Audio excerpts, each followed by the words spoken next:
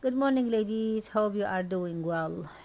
Ladies, in this short video, I will introduce to you only the plot of The Old Man and the Sea. Later on, we will have another videos where we will tackle different issue like symbolic meaning in this short story, the themes, naturalism also in this. It is not short story; it's short novel. It's novella, okay? So, The Old Man and the Sea is written by Ernest Hemingway, and we already studied one of his short stories, which is Cat in the Rain. Now, the literary elements. Now, we said that it's a novella, and a novella it is a short novel. The setting, which means the time and the place, it is Cuban village near Havana, and but mostly the actions it is not in the land. The actions, mostly the set on the sea in the Gulf Stream. Now, ladies, Hemingway believes the sea to be the last great unexplored area on earth, and this works travels deeply into the nature of this mysterious setting. Now, let me introduce to you the main characters in this short novel. Yeah, it is a novella. The main characters are Santiago, old Cuban fisherman, Manolin, the boy who is Santiago's friend. He comes and helps him. Okay, we have the giant marlin, a very big fish. Kind of this fish is marlin, and it has a symbolic. Actually, it has more than one symbolic meaning. Later on, when we have a video about the symbolism, we will discuss that.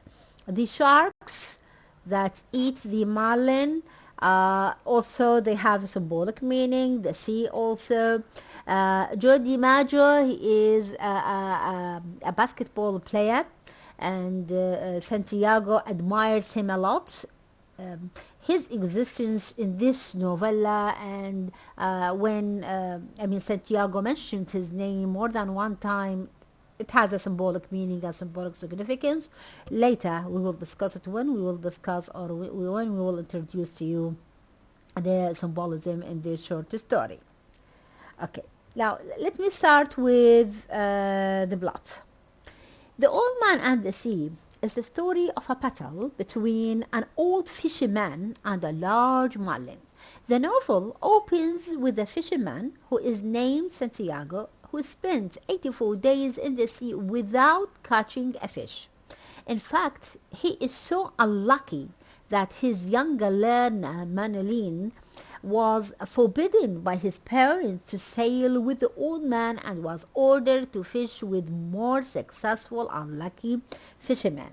Now, Manolin's parents forbidden him from going and visiting Santiago because he is unlucky.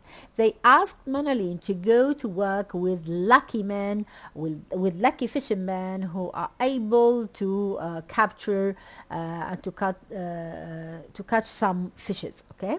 However, the boy visits Santiago's shack each night, carrying his fishing gear, getting him food, and discussing American baseball and his favorite player. He was baseball. Okay, and his favorite player, Joe DiMaggio. Santiago tells Manolin that on the next day he will venture for far out into the Gulf Stream to fish, being confident that his unlucky pass is near its end. He says that he will go to the Gulf Stream, that he is confident that his unlucky will go away after fishing, after this adventure that he will do. Thus, on the 85th day, Santiago ventures alone, taking his skiff far into a Gulf Stream. He sets his lines, and by noon of the first day, a big fish that he is sure is a marlin takes his bait. Okay. We said that Santiago finally hooks a marlin, but he is unable to reel in the huge fish alone. He's an old man, remember, and that marlin is so big, it is bigger even than his boat. He spends the next 3 days. He spent 3 days in the sea, in the middle of the sea, trying to catch that fish.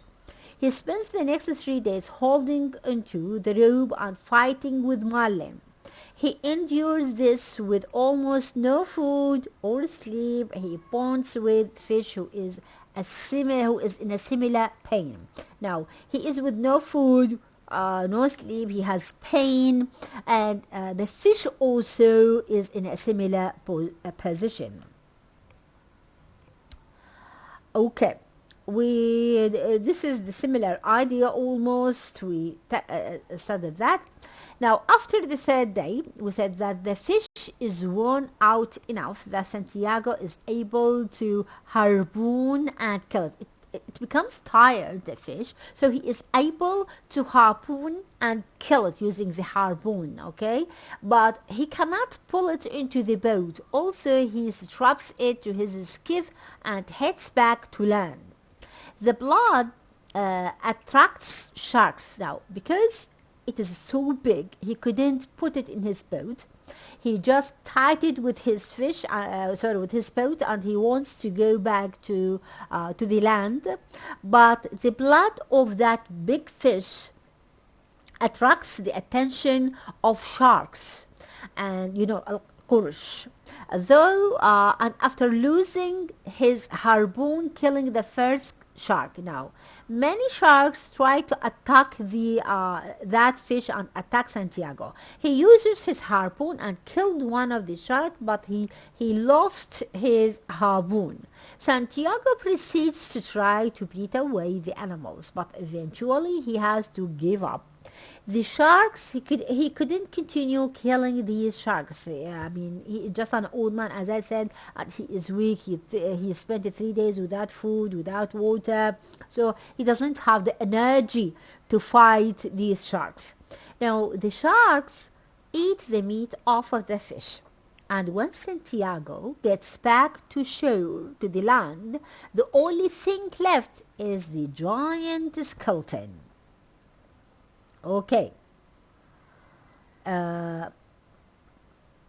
We said that the old man is wounded by the struggle and in pain. Santiago, while he is, fighting that marlin, the big fish or the giant fish, Santiago expresses sympathy for his antagonist, the marlin, and often referring to him as a brother. Sometimes it's really strange, he calls it as a brother. He also determines that because of the fish's great dignity, no one will be worthy of eating the marlin. He admires the giant fish because it struggles for her survival. He admires the dignity of that fish, and he says because of its great dignity, no one worth to eat that marlin.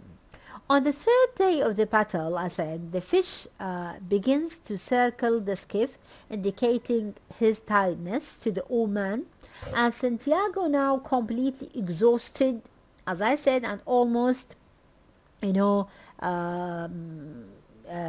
delirium, he is almost tired, very tired actually, and uses all the strength he has left to him to pull the fish into its side. He tries to pull it into the sides of the boat and stab the marlin with the harpoon, ending the long battle between the old man and the fish. Santiago straps the marlin to the side of the skiff and returns home, thinking about the high price the fish will bring him at the market and how many people he will feed.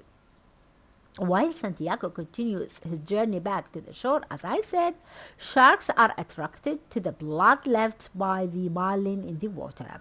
Now, the first gray shark Santiago kills with his harpoon, but then he loses that weapon. he makes a new harpoon by fixing his knife to the end of an oar to help killing of sharks. In total, 5 sharks are killed and many others are driven away.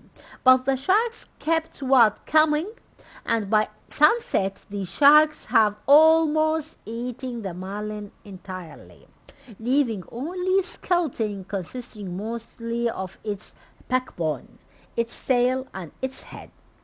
Finally, reaching the shore or the seaside before dawn to the next day. Santiago struggles on the way to his shack, carrying the mast on his shoulder. At home, he slumps into his bed and falls into a deep sleep. A group of fishermen gather the next day around the boat where the fish's skeleton is still attached to it. One of the fishermen measured it to be 18 feet from nose to tail. Tourists at the nearby cafe mistakenly take it for a shark. They were thinking that it is a shark, not a marlin, not a giant marlin. Manilin, worried during the old man's venture, carries upon finding him safe asleep. Now Marlin, the boy who takes care of the old man, he was worried about him. The boy brings him newspapers and coffee. While the old man wakes, they promise to fish together once again. Upon his return to sleep, Santiago dreams of his youth of lying on an African beach. And of course, the lions have also a symbolic meaning that we will discuss later on. Now, this is okay as we discuss. Now, some critics, they said that this short story has autobiographical elements. Okay, now there is unmistakable autobiographical element in the novel. At the time of its writing, Hemingway was himself an older man, challenged by the struggle of age, which, like Santiago, prior to the publication of The Old Man and the Sea, Ernest Hemingway had been having difficulty with his writing. Between 40s and 50s, he published no novels. For almost 10 years, he didn't publish any novel. When he finally published Across the River and Into the Trees in 1950s, Hemingway was criticized severely for falling below his usual standards. It was obvious he was in a literary drought, much like Santiago's own round of bad luck in fishing. Now, the bad luck of Santiago is similar to the bad luck of Hemingway. Okay, much like Santiago's own round of bad luck in fishing. As I said, when he published The Old Man and the Sea in 1952, it was his prize. It was his giant fish. It was also a fitting reply to his critics, who eagerly tore his writing apart. The critics are obviously symbolized by the shark. Now, the sharks, as if they are the critics who are, tore his writing apart. Now, this is only the summary. Thank you so much for you. This is the summary of the whole plot. Hope to see you, inshallah, in the next videos.